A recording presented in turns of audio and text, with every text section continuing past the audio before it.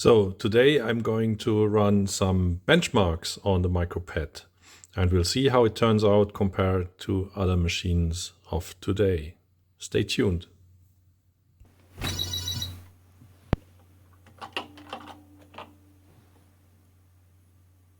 So if you want to do a proper benchmark, we need to find some proper timing source. I don't want to sit in front of the machine and using a stopwatch.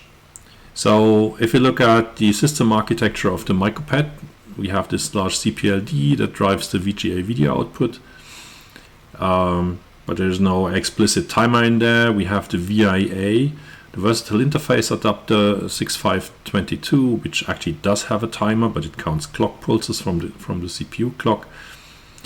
And it's probably, we have to handle overruns and stuff like that, because it's only a 16-bit counter. So what can we do? And one thing the PET does is the CPU is interrupted every time there's a vertical retrace. So that means every time the VGA gets a vertical sync out, the CPU gets interrupted by, actually I don't remember which one of those chips that has the vertical retrace as one of its interrupt source inputs, and that's enabled in BASIC.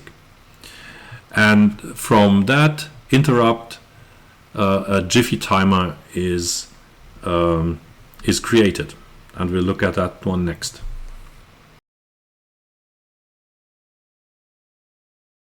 So how is the time counted on the Commodore PET?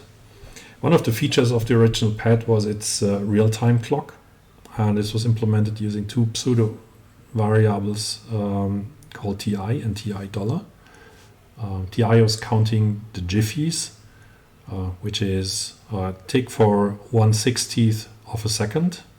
So we have 60 Jiffies a second, and TI $, was derived from that and was actually providing a 24-hour clock. So it has 6 digits showing the hours, minutes, and seconds in a day. So it wraps around every day. How this is created in the Commodore 64 has been discussed and shown in the video from 8-bit Show and Tell. This is linked here, and I put the link into the description as well. And there was some discussion on the 50 and 60 hertz correction there, and we will look at that, how it is done on the Commodore PET. The 64 has a very strict timing depending on PAL and NTSC video modes. You have different kinds of video timings, but in itself the video timing is fixed. In the Commodore PET, the original ones had a hardware circuit that was creating the video out of some logic chip, and that had a fixed timing as well.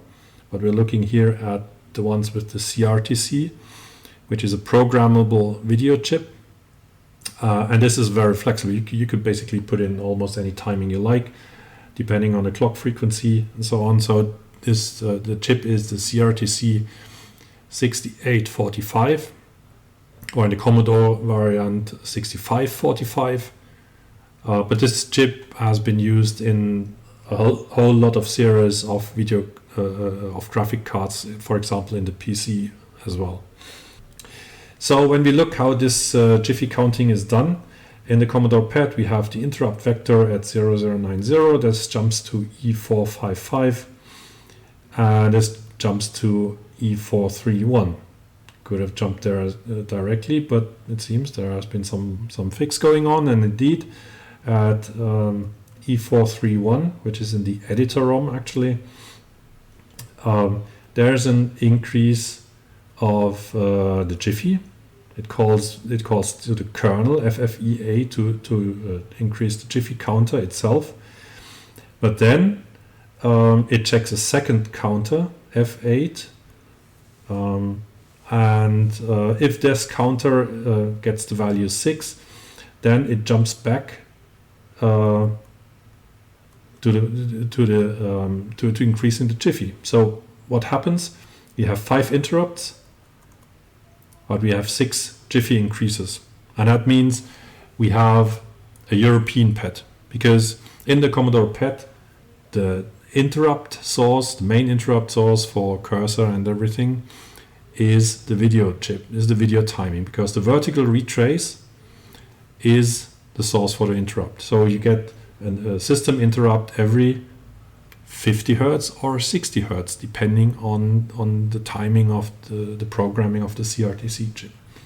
So this obviously means we have a 50 Hertz machine that has 50 interrupts per second, and because Jiffy is 60 Jiffies per second, every 5 interrupts we add another one. So we can verify that when we look at the programming of the CRTC chip. We have the tables here, and we look at how the registers are set. We can see the 50 Hertz timing is 20,000 cycles. At 1 megahertz, that's exactly 50 Hertz. Everything's fine. Now let's look at a 60 Hertz machine. So we actually see that the 6th counter, the fix to add a 6 Jiffy every 5 interrupts is there as well. But when you look at the interrupt vector, it's not called, because the interrupt vector directly goes to E455, and this directly just calls to the kernel to increase the Jiffy without actually going to the 50 Hertz fix. So here every Jiffy is counted, and only once.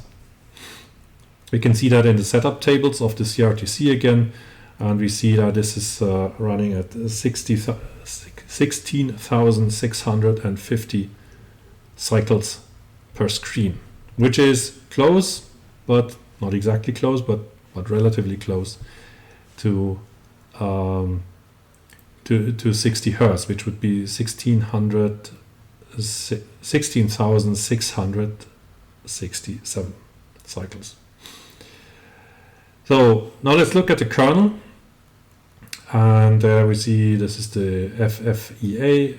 As we've seen before, this jumps to F768 to update the Jiffy. And there is an interesting thing that we see here.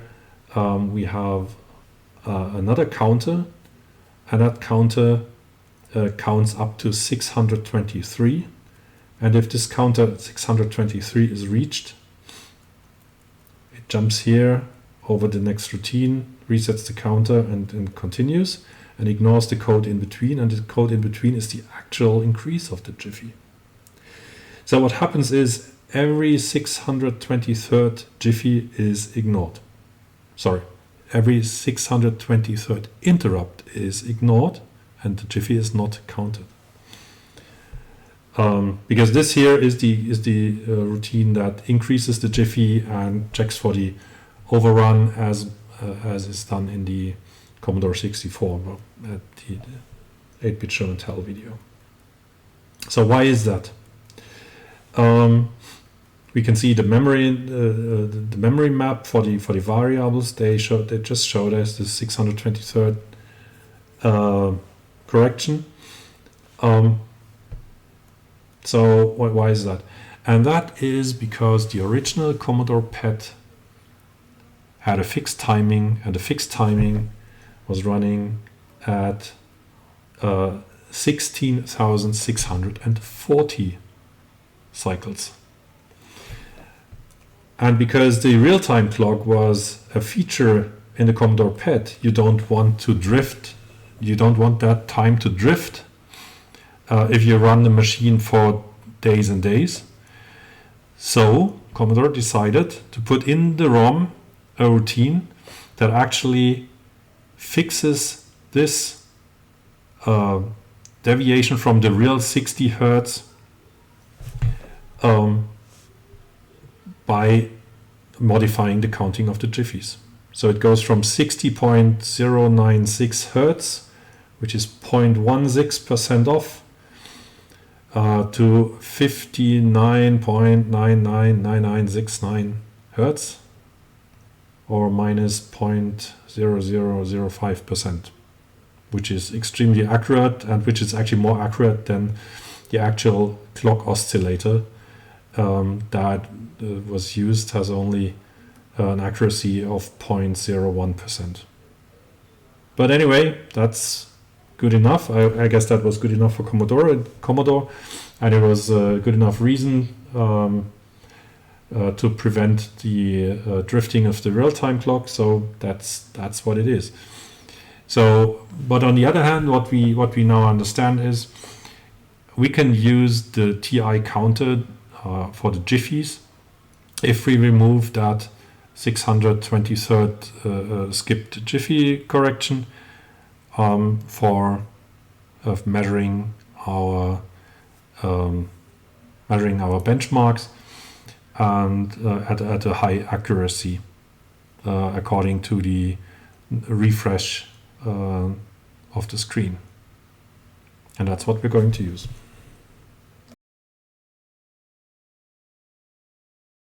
Now let's recap the benchmark that I had done previously on the MicroPET. So we go to 80 column mode and we look into the benchmark folder here.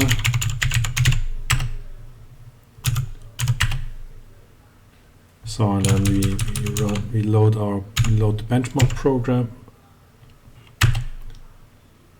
And then we run it. So and this benchmark program is not counting Jiffies or is not using the Jiffy counter. This benchmark program is using the VIA timer and the actual screen refresh itself. It's not using the kernel routines to measure the screen refresh. It's using its own routines to do so. So this benchmark here is using software, its own software, not the kernel, to detect the duration of a screen in cycles. And because the MicroPET has its timing based on the VGA timing, the maximum frequency is 12.5 megahertz, and in the so-called 1 megahertz mode, it's actually running at 1/12 of that. So we run at 1.04 megahertz. So we get up into 17,000, around 17,500 plus minus cycles per screen. So that's good.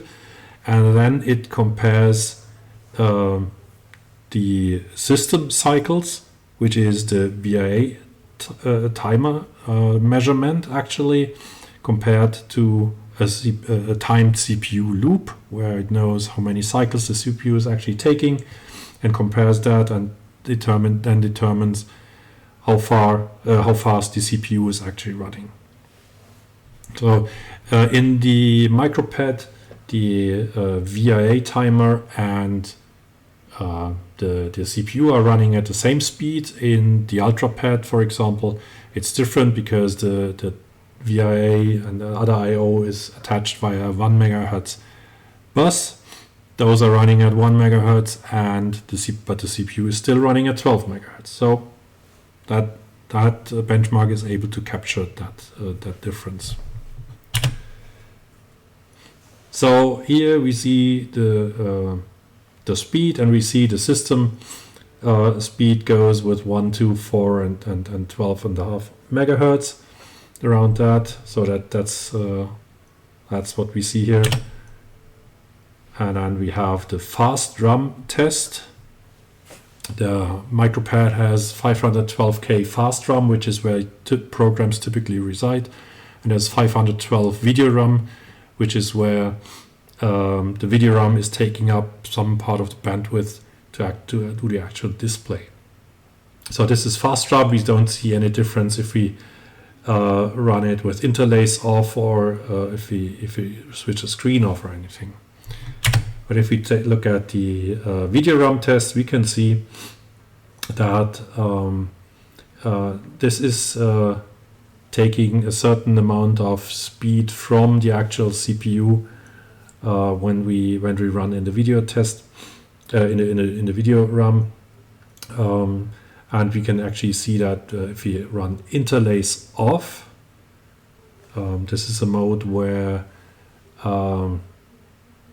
every raster line is displayed, not just half the raster lines as we actually see here. We see more effect on the actual CPU. The system is still running at 12.5 megahertz, but you see that the CPU must wait for access to the actual RAM.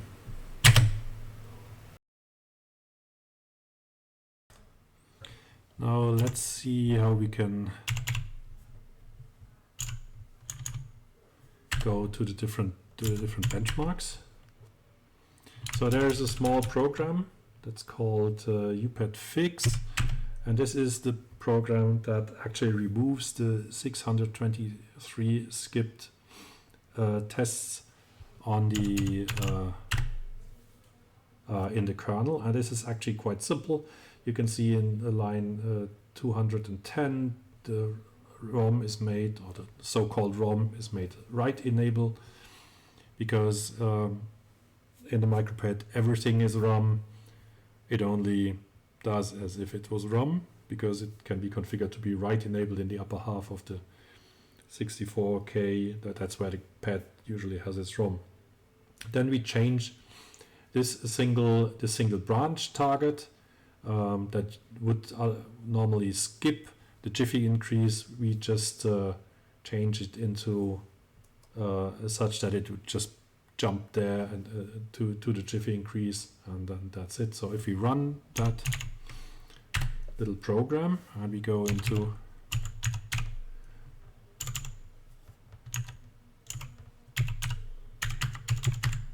the monitor and we go the FFEA, we see F768, F785.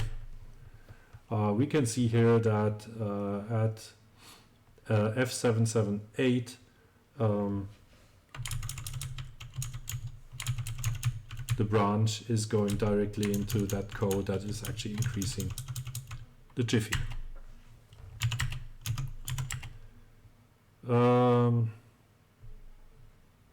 What is also true now is that the machine is currently running at 12 megahertz, and as you can see, that is blazingly fast because I'm using a Nano 488 and not a real disk here. But there are some timing intricacies in the IEEE 488 implementation of the Commodore PET that I haven't adopted here. So, but what we can do is we can go to the Retrolabs.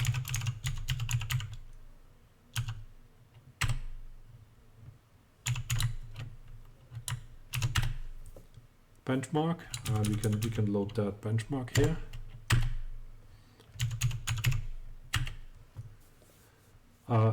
What you can see here is I have changed the first line.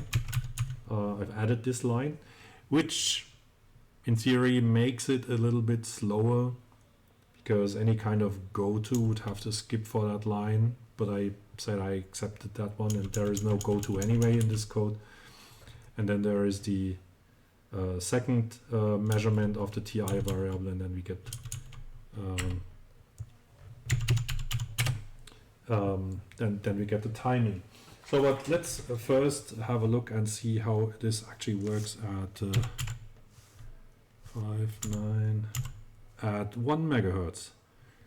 395.0. So you can see this is taking its time.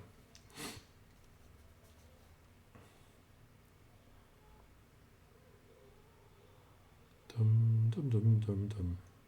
I should put in some music here, I guess.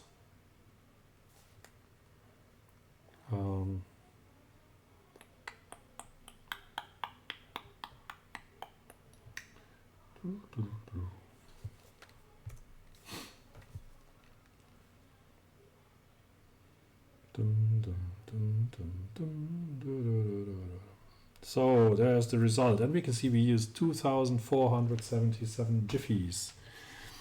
So, and if you can, why do I read from my calculator when I could just do it like this? So we have 41 close to 41.3 seconds. So, but let's see, and that is the actual thing that we want to measure. 59395,3, and now it's running at 12.5 megahertz. Now that's a speed increase, isn't it?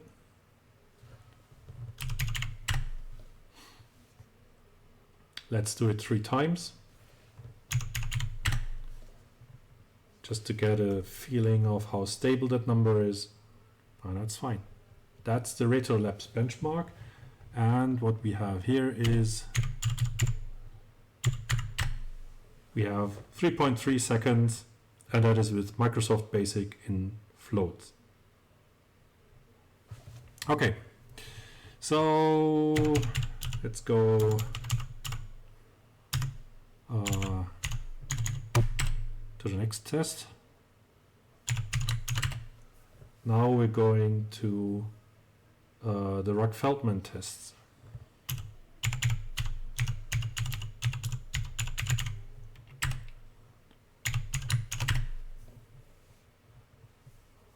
And you can see here there's those 8 tests, and we can run them one after the other.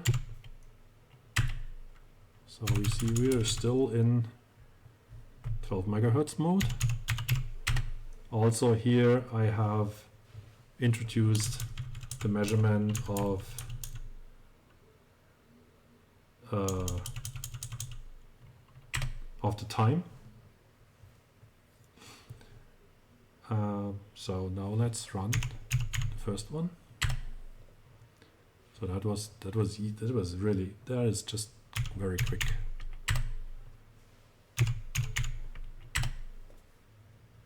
Okay.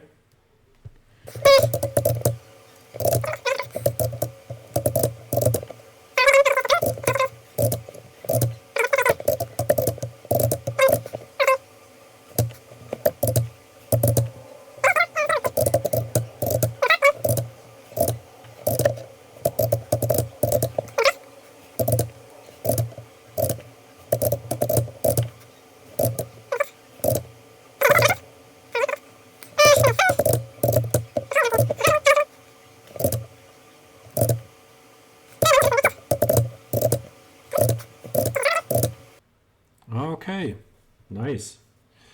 So we have another one. Let's get to the Battle Royale.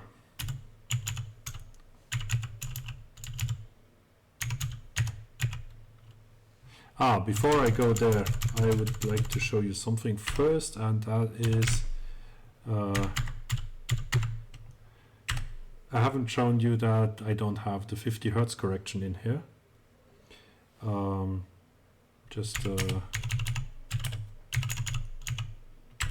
So you can see here that the interrupt goes to E442.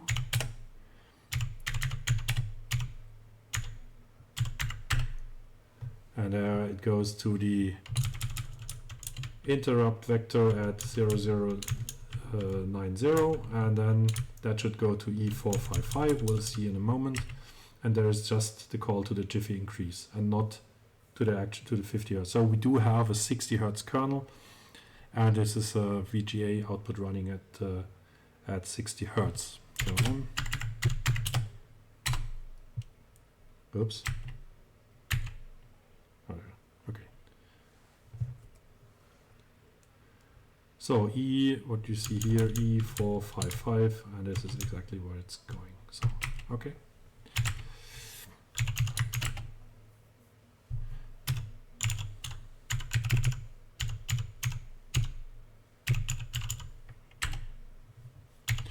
So you may wonder, Battle Royale is actually something that is using color and graphics, but what I'm going to show you how it's running here on this machine. because this is too long a name. I should probably shorten it when I put it on the website. So this is the program. Again, I have I've used the C64 version that has been published. I've added the Jiffy timer setting here on top and then at the bottom again, and I have changed the screen area. And what we'll see is currently we only see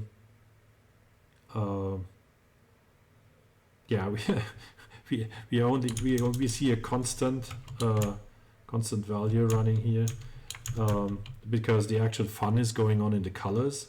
We don't see the colors, but we can time it, and then we can change it. Actually, we can change it later and see if it works. But first, let's go to the timing.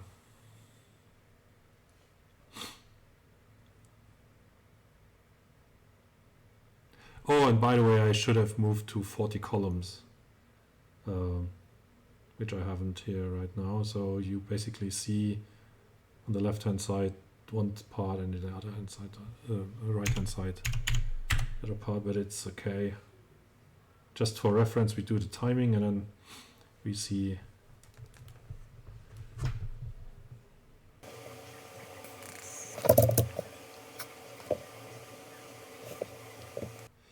Okay, so now let's change something here in the program, and I will try to record something on the UltraPET, which does have color. And we can see here this is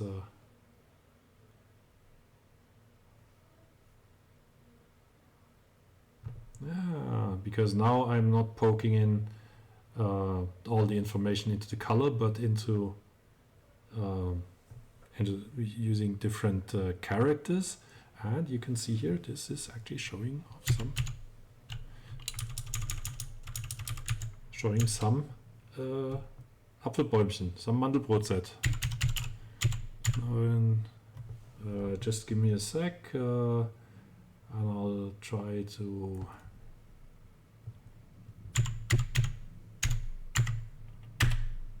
Yeah, so now I'll switch to 40 column mode, and you see it's actually calculating a Mandelbrot set.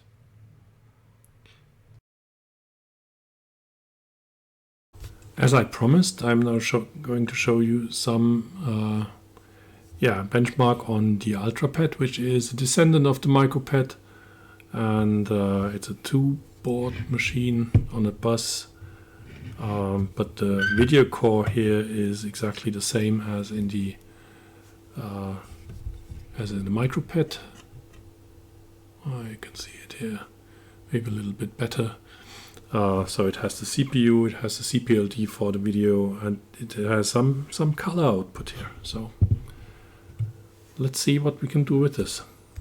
So I have connected a grabber here, so I can record the output of the UltraPET, and then you can see it here like so. And so let's start with that. So let's see, let's first fix the Jiffy correction again, because that's what we need to do. Now it's running at 12.5 megahertz already, so but we want to go, I just want to show you this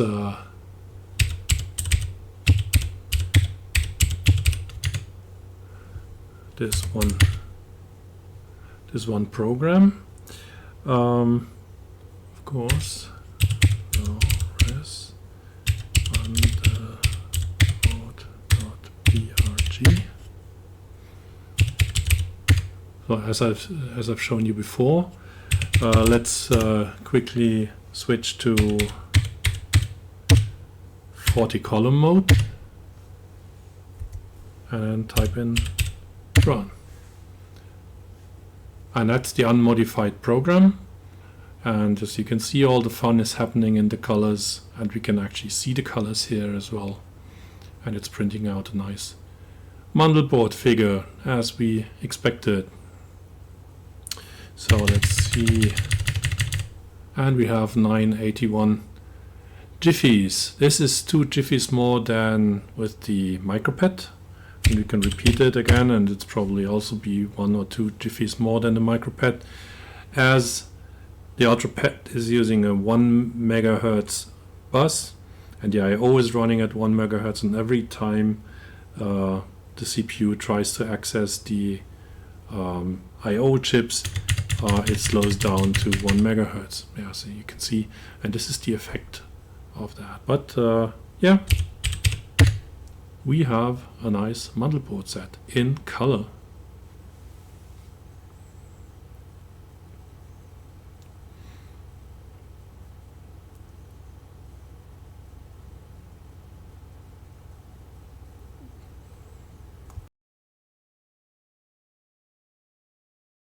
So before we get to the real timing, there is another correction that we need to take into account. So let me try something. Don't get sick when I move with the camera, but I hope I can show you this way. We can look at the scope, and here I have actually measured. So let me get close. I have actually measured the vertical refresh frequency. And as you can see, this is around 59.2 something hertz. So it's not fully 60 hertz. And the reason for this is because this is running with a 50 megahertz. This is running with a 50 megahertz clock frequency, and the pixel clock is does 25 megahertz, and the actual VGA signal is 25.175 megahertz. And when you calculate that, you get around 59.58 hertz horizontal frequency. If you shift the pixel clock, if you change the pixel clock for that value, you will end up with another horizontal frequency, and therefore we will have to take that into account when we count our Jiffies. So the horizontal frequency is a tad bit too slow. The vertical frequency is a tad bit too slow. So we have to add some small amount of Jiffies. Now I'll do that in a spreadsheet.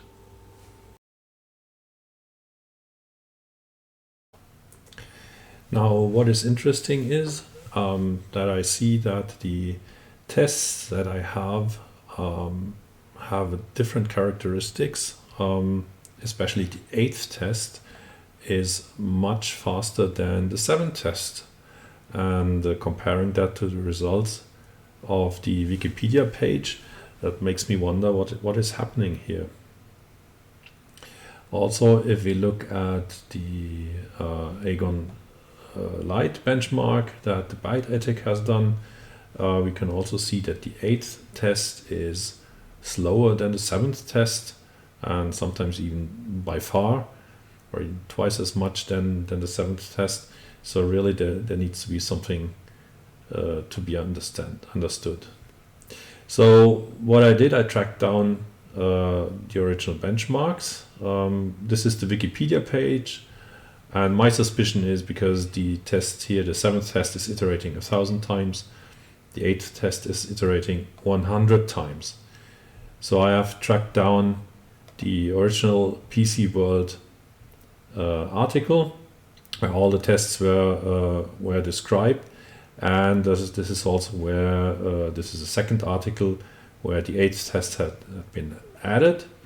And we can see here, yeah, this is an iteration of 100 time, and also here the 8th tests are in many cases, not in all I guess, I don't know, faster than the 7th one.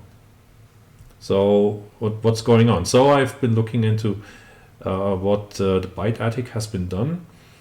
He has provided the tests, or he's published the tests on his GitHub page. So I've been looking at that one. Unfortunately, if you download it, it doesn't show directly. So we have to go into the shell and do a hex dump. So, and if we do a hex dump, we can very clearly see, this is all BBC Basic encoded, but we can clearly see that the iteration is done 1,000 times. So to have a test that is comparable to the other benchmarks, I need to rerun that with an increased iteration number. Okay, so let's restart the test, rerun the tests. So we go to our MicroPET. We look at the programs. We run the MicroPET fix program to correct the Jiffy generation.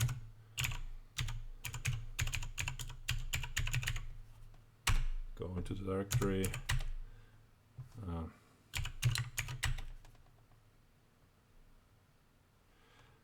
And then we have here the program running. And if we look at it, we see it has an iteration of 100. So, and this is, so we are already running at 12 megahertz.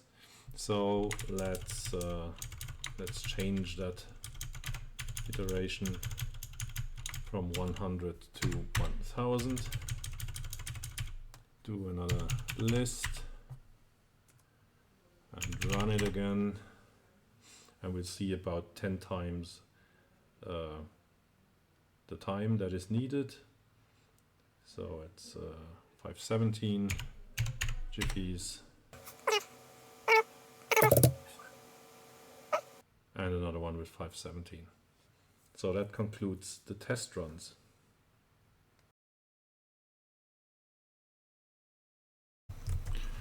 So let's see where we are. So you've seen all the tests running with the seen all the Jiffies. Then I've made some averages over there. Then we looked at some total Jiffies for the Rock-Feldman, because we have multiple tests in one test suite. And then we've talked about the correction factor, because the vertical sync is slightly off and not exactly 60 Hertz. So we get these values, and then when we compare that, when we calculate that, and we get these number of seconds that we're actually running in these tests. So now, how do we compare? Here I've taken my own results from the MicroPET, and I have taken some comparisons from the Agon Lite page, except for the Commodore 64, which is from the Wikipedia page, which I should probably add here as well.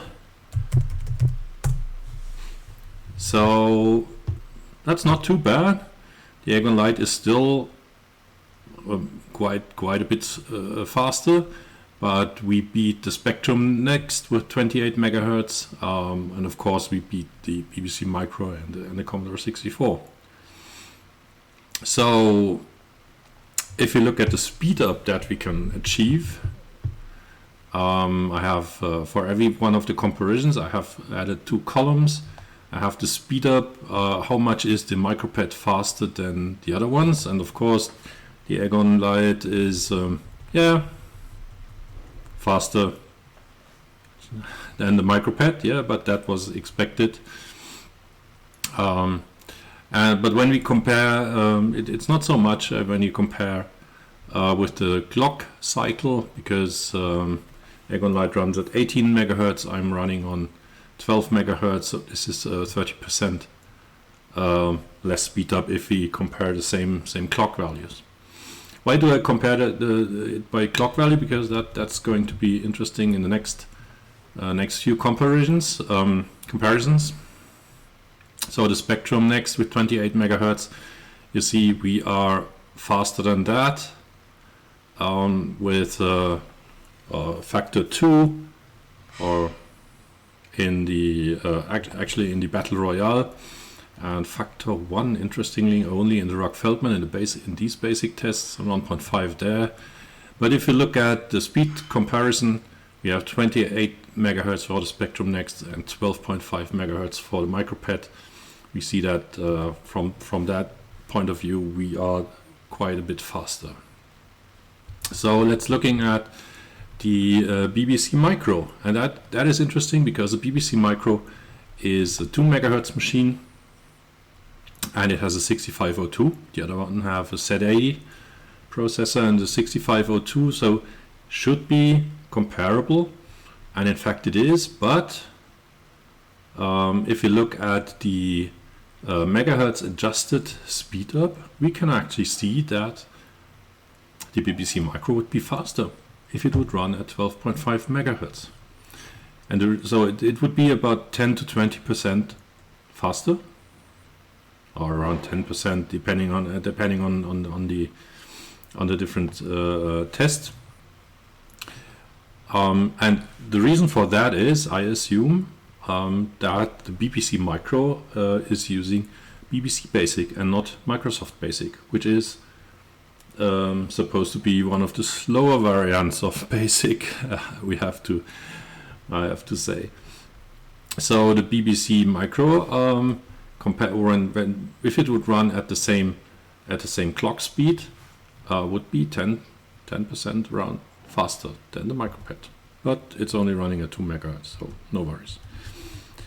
And looking at the Commodore 64, we get a speed up of around 1, which was totally expected because it's the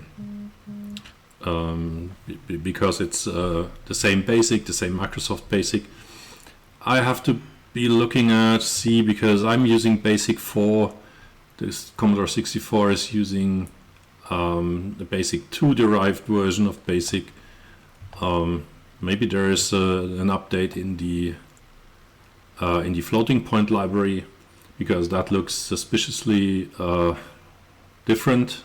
So there's a 10% speed up compared to the Commodore 64 regarding the transcendental functions like sine function and I forgot logarithm, I think. So